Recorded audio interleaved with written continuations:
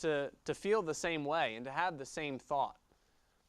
And of course, it's a wrong thought, but don't you feel sometimes you look at someone who maybe is living in sin, or maybe somebody who does not serve God or love God or honor God, and it looks like, they've got the life.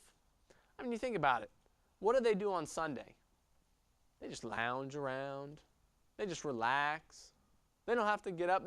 And what about 10%? Do you think you could do something with 10% of your income? Other than giving it to the church and as you give tithes and offerings. And sometimes we look at our lives and we look at somebody else and we think, they're the ones who are set up. I mean, they've got it made. I mean, they don't have to worry about what they say. They don't have to worry about what they watch. They don't have to worry about anything. I mean, they've got the life. Have you ever thought that? Stop thinking that. That's bad. But Psalm 73, and I think what Malachi brings out, is really the same point. It's one and the same. And I want you to notice what the psalmist says. We're going to read a good portion of this. It says at the beginning, and it's really giving the end of the story, and then it moves into the beginning. So the end of the story is verse 1, "Truly God is good to Israel, even to such as are of a clean heart." But verses 2 down through 16 give where the psalmist almost slipped and made a mistake. He says in verse 2, "But as for me, my feet were almost gone. My steps had well nigh slipped. For I was envious at the foolish, when I saw the prosperity of the wicked. For there are no bands in their death, but their strength is firm. They are not in trouble as other men, neither are they plagued like other men. Therefore pride compasseth them as a chain. Violence covereth them as a garment. Their eyes stand out with fatness. They have more than heart could wish." Listen to that. They've got everything they could ever want, everything they could ask for. Verse 8, "They are corrupt and speak wickedly concerning oppression. They speak loftily. They set their mouth against the heavens, and their tongue walketh through the earth." In other words, they're defying God. Verse 10, "Therefore his people return hither, and waters of a full cup are wrung out to them. And they say, How doth God know? And is there knowledge in the Most High? Behold, these are the ungodly, who prosper in the world. They increase in riches. Verily," and this is the psalmist, "I have cleansed my heart in vain, and washed my hands in innocency. For all the day long have I been plagued and chastened every morning." Same idea of walking mournfully before the Lord. The same idea that Malachi brings out. In verse 15 he says, "If I say I will speak thus, behold, I should offend against the generation of thy children." And ultimately in verse 16 he says, "When I thought to know this, it was too painful for me." The psalmist says, as I consider my life and as I consider the lives of those that don't love God and don't know God, when I just take a step back, it looks like they're better off. That's what the psalmist is saying. He says, when I really look at things, my life is kind of hard. I'm doing all the right things, and it kind of feels like that I've washed my hands in vain. It's been pointless. Because these guys over here, they don't have to worry about the same things I'm worrying about. And it looks like they're pretty well established.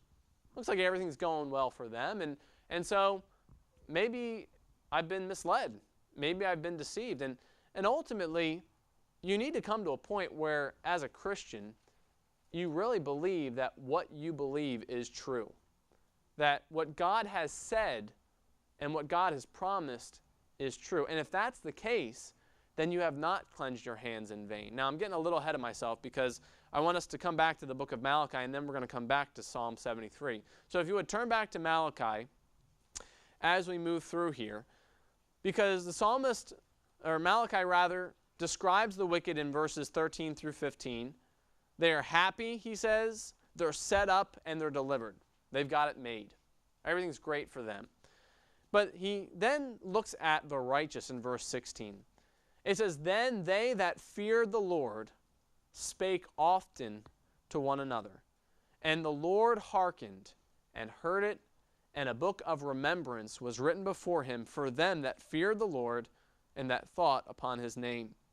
In verse 16 he says, "Then," or he turned his gaze now to the righteous. He saw the wicked, but now to the righteous. They that feared the Lord. It all begins with a proper fear of the Lord. In Proverbs chapter 9 and verse 10, excuse me, It says, the fear of the Lord is the beginning of wisdom, and the knowledge of the holy is understanding. In chapter 8 and verse 13, it says, the fear of the Lord is to hate evil. Pride and arrogancy and the evil way in the froward mouth do I hate. To truly fear the Lord means to understand who He is and my position underneath of Him. Fearing the Lord is not a quaking or a paralyzing fear. Sometimes we think of fear as a deer in the headlights. You know, have you ever been in a part of the country maybe where there's a lot of deer? I went to school up in Wisconsin, and during particular parts of the year, I mean, it was different going to school in Wisconsin, let me tell you that. You know, they actually had a rule in the handbook that said that don't walk in the woods with branches on your head during hunting season. I don't know why they had to put that in there, but I guess someone was dumb enough to walk around with branches on his head. But anyway, but they had this, and you know, I'd walk out of the dorm room during the hunting season, there'd be this deer someone was gutting and just kind of hanging there, and you're like, this is interesting. But in that part of the country where there's so many deer, you'd be driving down the road and you would see them constantly running out, darting out in front of you. There were a lot of times that guys would come back in from maybe going out to an extension to church or whatever. They'd hit a deer on the way. And the funny thing in Wisconsin is you hit a deer, it doesn't take long for someone to drive up behind you. They pull over. They ask, how are you doing? And then they ask if they can have the deer. You know, they're like, you going to do anything with that? And they want that deer. So they usually get it. But there's a lot of deer. And what happens when you're driving along and there's a deer in your path? What does that deer do generally? Generally, it freezes. That's its natural response. It freezes and just looks at you. It just stands there. Now, that is the wrong response. It doesn't know that. It's not quite there for it. But that's the wrong response. And sometimes that's how we view a fear of God. But that's not really the proper view of the fear of God. The fear of God is not a paralyzing fear where it makes me do nothing. It's not a quaking fear where it just kind of keeps me still and I can't do anything. But rather, the fear of the Lord motivates us to action. The fear of the Lord is meant to propel us in the direction of obedience to Him.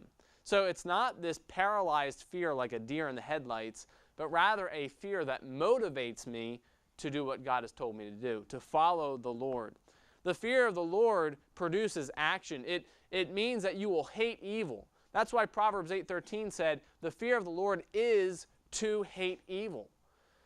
When we hate something, we want to stay away from it. You know, I used the illustration of cottage cheese in the past.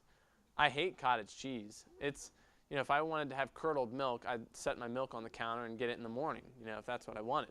But I hate cottage cheese. And so if you set a bowl of cottage cheese in front of me, I will politely say no thank you. I don't want it. I keep it away. If I see you, I'll probably move to the other side of the table if I can. If you don't feel too bad about it, I'll try to get away as much as I can because I don't like it. I dislike it. I have a distaste for it. Well, to fear God means I hate evil. If I hate evil, it means I have a distaste for it. I don't want it. I don't want to be near it. So often, though, as Christians, we try to get as close to sin as we can. Try to buddy up to it, just nudge a little bit closer. That's not the fear of the Lord. The fear of the Lord is if this is evil, I hate it. And if I hate it, I go away from it. I don't gravitate to it. I run away. It's the opposite sense. It's the opposite feeling. And so the fear of the Lord is to hate evil. Sin is something we should hate. It's something we should stay away from. What did those who fear the Lord do? Well, look at verse number 16. It says, they that feared the Lord spake often one to another, or among themselves, to other people who feared the Lord. Generally, to speak to someone, you have to see them. And how can a believer today speak to another believer? Well, you can call them on the phone. You could Skype them. You could email them. But the easiest way is to come to church. They spoke often to one another. They interacted together with one another, and it happened often.